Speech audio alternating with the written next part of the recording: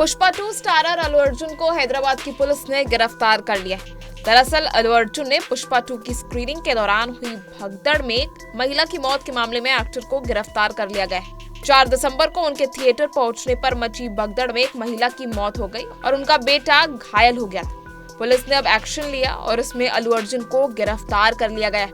बता दें कि संध्या थिएटर्स भगदड़ मामले में अल्लू अर्जुन को पुलिस ने गिरफ्तार किया। पुष्पा 2 की प्री रिलीज के दौरान हैदराबाद के संध्या थिएटर्स में भगदड़ मच गई थी। वहीं इस दौरान एक महिला की मौत भी हुई, जिसको लेकर अब एक्शन लिया गया है। इस घटना को लेकर चिकड़पली पीएस में मामला दर्ज किया गया है। आज पुलिस बनी को गिरफ्तार करने चिकड़पली पीएस ले गई।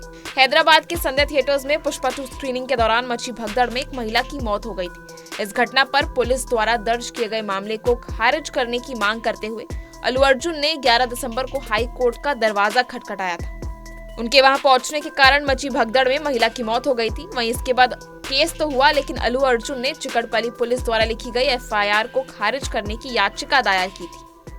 वहीं उन्होंने कहा था कि ये दुखद है कि घटना में महिला की मौत हो गई। उन्होंने कहा कि किसी फिल्म की रिलीज के मौके पर थिएटर में आना उनके लिए स्वाभाविक है। उन्होंने ये भी कहा कि वो पहले भी कई बार थिएटर में आ चुके हैं, लेकिन ऐसी घटनाएं कभी नहीं।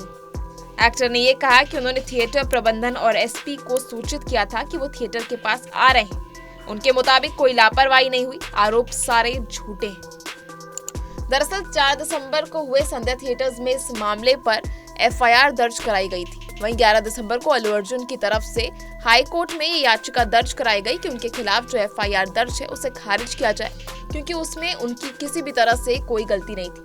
आगे इस मामले पर अल्लू अर्जुन ने पहले क्या कहा था, चलिए आपको वो बताते हैं। गिरफ्तारी से पहले इस मुद्दे पर अल्लू अर्जुन बात कर चुके हैं। उन्होंने अपनी बात के लिए आगे अपनी सफाई भी दी थी।